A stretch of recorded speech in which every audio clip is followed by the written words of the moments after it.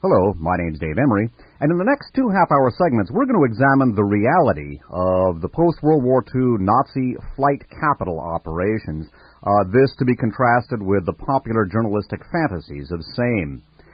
One of the things that is somewhat amusing, at least to yours truly as well as to other people who are serious students of the Second World War and its aftermath, are the recent, the recent spate of stories about the Nazi gold exiting through Switzerland to neutral countries. And indeed, I think that although Switzerland was certainly deeply involved in that Nazi flight capital program, I am of the opinion that the Swiss have been unfairly singled out because the activities that they were involved in were worldwide in scope and involved the United States as much, if not more, than other countries. We're going to begin with our examination of the reality of the Nazi flight capital program with a Wall Street Journal article from April 28th of 1997. This was researched for us by a listener. This is an article entitled Nazi Money Trail Heats Up 50 Years Later, subtitled Banks and Nations Are Opening Treasure Trove of Records. It's by Greg Steinmetz of the Wall Street Journal, and it reads in part as follows. According to testimony after World War II, an SS officer named Kurt Becker, B-E-C-H-E-R, collected millions of dollars in gold, banknotes, and jewels from Jews seeking to buy their freedom from the Nazis. After the war, Colonel Becker built a successful Bremen-based grain company, Becker GmbH, now owned by ConAgra Incorporated of the U.S. Much of the ransom money was never found, according to the Nazi-hunting Simon Wiesenthal Center. Colonel Becker's name is on a list of 234 powerful Germans the Los Angeles-based Wiesenthal Center believes stashed money abroad during the war. It has asked banks in former Nazi havens such as Argentina to open their books and come clean on the Nazi accounts. Quote, "You can't have closure until you investigate the perpetrator's accounts," says Wiesenthal President Rabbi Marvin Heyer. As the fight over Nazi gold intensifies, bringing forth new details on the complicity of supposedly neutral countries with the Germans, the bank matter highlights just how much is still unknown about the Third Reich money trail. Despite a half-century of research by historians, it still isn't clear what happened to much of the billions of dollars worth of gold, jewelry, cash, and artworks plundered by the Nazis to finance the war and line their own pockets. And skipping down, one of the central elements in the Nazi flight capital program, as well as the remarkable post-war Bormann organization, about which we will speak in a minute, were some of the neutral countries and indeed some of the corporations that were deeply involved through cartel agreements and standard business arrangements with the major German corporations that underlay the financial and military power of the Third Reich. By the way, I've talked about the incalculably important American corporate connections to Nazism and fascism in numerous programs, including the first 2 RFA shows, RFA number 10, Uncle Sam and the Swastika, Uncle Sam and Il Duce, among others.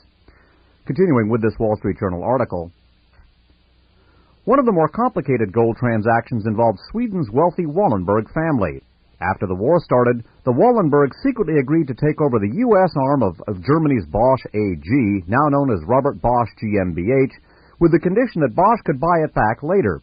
American Bosch Corporation in Springfield, Massachusetts, made electronic parts for the U.S. military and thus served as a, quote, kind of intelligence service, unquote, for its German parent, says Dutch writer Gerald Alders, capital A-L-D-E-R-S.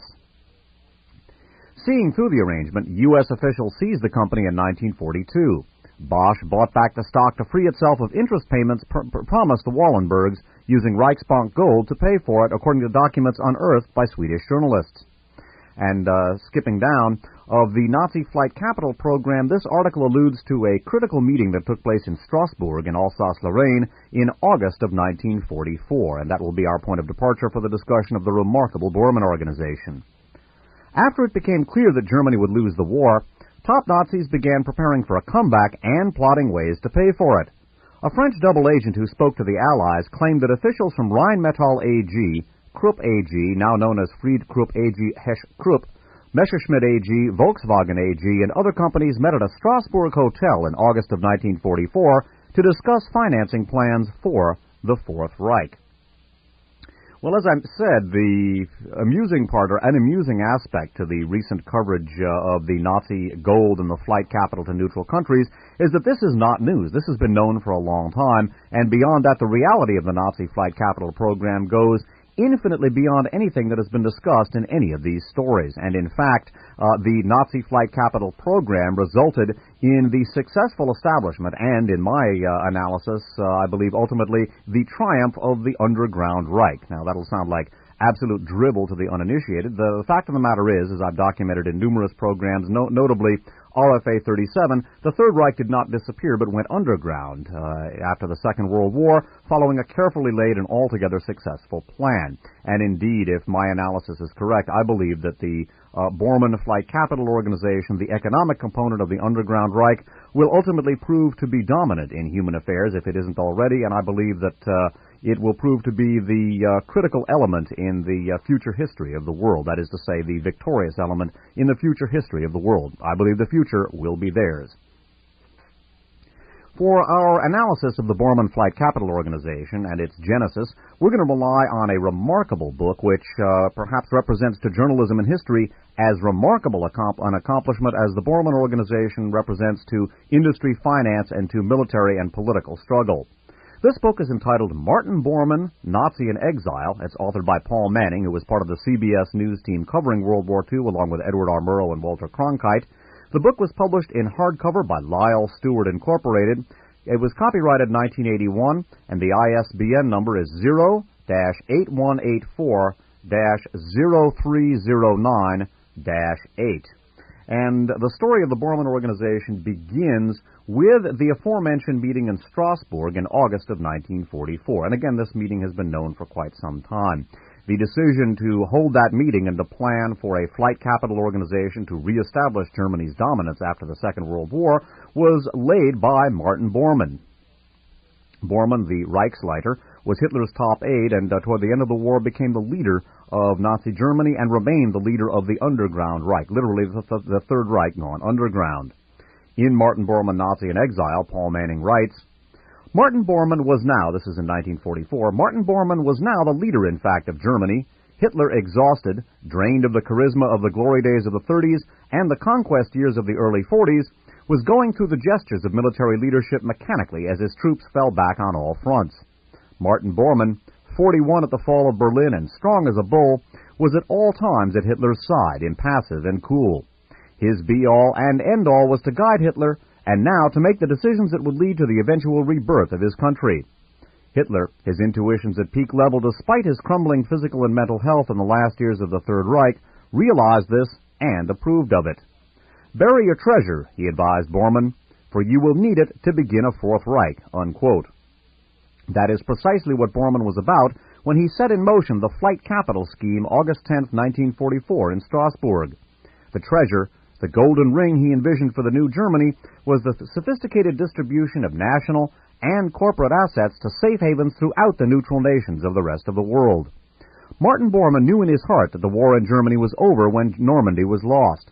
The day Hitler's troops were defeated at the Falaise Gap was the day he ordered swing industrialists of Germany to Strasbourg to hear his plans for Germany's future. And Paul Manning writes of this meeting in Strasbourg as follows. Reichsleiter Martin Bormann himself had ordered the conference, and although he would not physically be present, he had confided to Dr. Scheid, that's S-C-H-E-I-D, who was to preside, quote, the steps to be taken as a result of this meeting will determine the post-war future of Germany, unquote. The Reichsleiter had added, quote, German industry must realize that the war cannot now be won and must take steps to prepare for a post-war commercial campaign which will in time ensure the economic resurgence of Germany, unquote. It was August 10th, 1944. The Mercedes-Benz bearing SS Obergruppenführer Scheid moved slowly now through the narrow streets of Strasbourg.